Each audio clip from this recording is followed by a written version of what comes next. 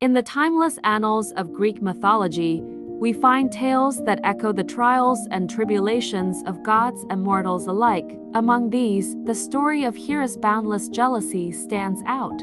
Hera, the queen of the gods, wife to Zeus, the mighty ruler of Olympus, was known for her beauty and her tempestuous nature. Her wrath was most profoundly felt by those whom Zeus, in his wandering affections, turned his gaze upon. This tale, Veil of Vanity, unfolds the sorrow and chaos sown by Hera's envy. It reveals not only her divine disputes but also the mortal lives ensnared by her vendetta. As we venture into this saga, we explore the depths of Hera's heart, where love commingles with vengeance, crafting a tapestry of destiny for gods and humans dictated by her virulent vendetta. The tranquility of the mortal realms stood in stark contrast to the stormy heights of Mount Olympus. While gods played their games of power, love, and retribution, the lives of unsuspecting mortals were disrupted, often leaving them to face fates far beyond their understanding or control. Our narrative begins with a young maiden named Io, one such victim of Hera's jealousy. Io was a priestess in Hera's own temple, a position of honor and purity. Her beauty was such that it caught the ever-roaming eye of Zeus. Enchanted by her grace, Zeus approached Io, but knowing the perilous wrath of his wife, he shrouded their meeting in a thick blanket of clouds. However, Hera, ever suspicious, descended from Olympus to investigate the sudden darkness enveloping the earth. As Hera peers through the veil of mist, Zeus, in a desperate bid to protect Io, transformed the maiden into a gleaming white heifer. However, Hera's suspicions were not so easily allayed. She demanded the heifer as a gift, an act that Zeus could hardly refuse without arousing further suspicion. Thus, Io, in her bovine guise, became an unwilling pawn in the celestial games of deceit and desire. With Io under her watch, Hera appointed Argus, the 100-eyed giant, as her guardian. Argus was vigilant and unyielding, his many eyes allowing him no respite from watchfulness. Io found herself trapped, grazing the fields mournfully, her human thoughts tangled in her new, ungainly form. Her plight marked just the beginning of Hera's retribution towards those who caught Zeus's fleeting fancy. Meanwhile, Zeus, not one to forsake his interests, plotted Io's rescue. He dispatched Hermes, the messenger god, known for his cunning and wit, to liberate Io. Hermes, under the guise of a shepherd, approached Argus. With smooth talk and a magical flute, Hermes lulled the many-eyed giant to sleep, finally severing his head with a swift strike, thus freeing Io. However, Hera's curse upon Io did not end with Argus's death. The goddess inflicted Io with a stinging gadfly, which tormented her incessantly. Io wandered across lands and seas, her path marked by the towns and natural features that took names from her journey and suffering. Her wanderings exemplified the depth of Hera's ability to inflict pain as a means of asserting her dominance and venting her spite. Io's eventual transformation back into human form, and her bearing of Epiphus, born of Zeus's seed, in Egypt, was a tale of endurance against divine cruelty. Yet, her story was but one thread in the broader narrative of Hera's wrath,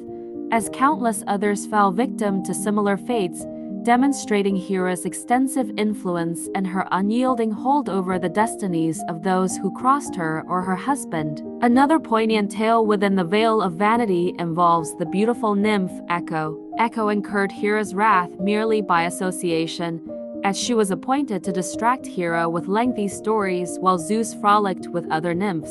When Hera discovered the deceit, her punishment was cruel and ironic. She cursed Echo to only repeat the words of others, stripping her of her voice and agency. This curse manifested most tragically when Echo fell in love with the vain youth, Narcissus. Unable to express her love or initiate conversation, she could only repeat Narcissus's own words back to him. This one-sided dialogue led to her heartbreak and eventual demise, fading away until only her voice remained. Echo's story was a somber echo of the destructive power of Hera's jealousy, affecting those who served Zeus unwittingly. Simultaneously, Semele, a mortal princess, became another notable victim. Hera tricked Semele into asking Zeus to reveal his true form. When Zeus, bound by his promise, appeared in his divine form, the mortal Semele was utterly consumed by the celestial fires, a stark illustration of Hera's manipulative prowess to turn mortal wishes into lethal curses. Furthermore, the saga of Heracles, Zeus's son by the mortal woman Alcmene, highlights Hera's relentless persecution. From his infancy, when Hera sent serpents to his cradle, to his labors imposed by her machinations, Heracles' life was a testament to Hera's enduring hostility towards Zeus's progeny. Each labor set by King Eurystheus, manipulated by Hera, was a near impossible task meant to bring Heracles to his demise. Despite the trials, Heracles' strength and wit allowed him to overcome the challenges, turning the tables on Hera's intentions. His successes did not, however, deter Hera's resolve. She afflicted him with madness in a moment of victory, driving him to commit grievous acts, which led to further quests for atonement. These acts were designed not only to punish Heracles but also to remind Zeus of the consequences of his infidelities. In the midst of these divine human entanglements, the mortal women involved suffered immensely. Their stories, woven together by the thread of Hera's vengeance, formed a pattern of tragedy and resilience. They bore the brunt of Hera's anger, meant for Zeus, yet it was their fates that were most profoundly altered. Alcmene, fearing Hera's wrath, lived a life shadowed by the protection she sought for her son, Heracles. Leda, another of Zeus's interests, was transformed into a swan to escape Hera, but still faced Hera's fury through the fates of her children, including Helen of Troy, whose beauty sparked the Trojan War, indirectly linked to Hera's schemes. These narratives collectively illustrate the indiscriminate nature of Hera's vengeance. Whether god, demigod, or mere mortal, none could escape the repercussions of Zeus's indiscretions. Hera's actions, driven by a need to assert control and enact retribution, cascaded through the ages, shaping and twisting lives and destinies far beyond the walls of Olympus. As the tales converge, the pattern of Hera's wrath crystallizes into a looming climax.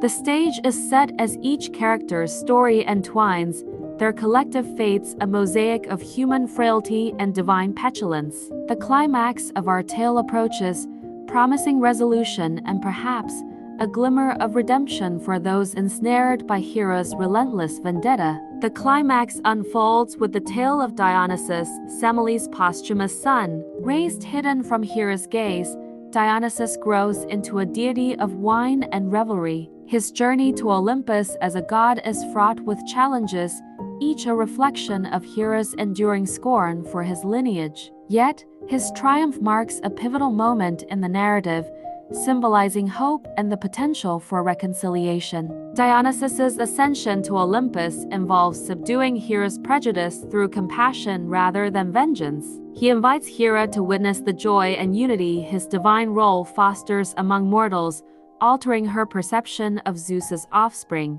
This pivotal interaction showcases a shift in Hera as she begrudgingly acknowledges the virtues of the son of Zeus and Semele. Simultaneously, Heracles, having completed his labors and overcome his madness, seeks atonement and ultimately ascends to Olympus himself. His apotheosis serves as a testament to the possibility of redemption and the overcoming of Hera's curses. His acceptance into the divine realm symbolizes the mollification of Hera's wrath through perseverance and virtue. These resolutions weave together the scattered threads of our tale, presenting a cohesive narrative that champions resilience and forgiveness. As Hera moderates her vengeance, the mortals and demigods affected by her jealousy find paths to their own resolutions, their lives no longer puppets to divine whims but testimonies to their enduring spirits. With the climactic reconciliations, the divine landscape of Olympus transforms. Hera, witnessing the merits and unity brought forth by those she once scorned,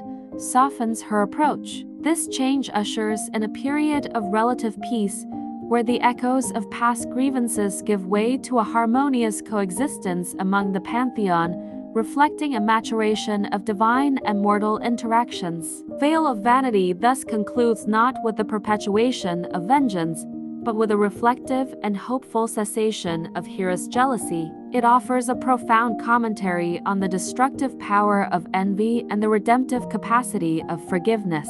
As the mortals and gods find their peace, the tale reiterates a timeless truth. In the grand tapestry of life, be it divine or mortal, love and understanding hold the power to mend even the deepest of rifts. Thanks for watching. If you enjoyed this journey, please like, share, and subscribe. Your support fuels our passion for creating mesmerizing tales. You're awesome.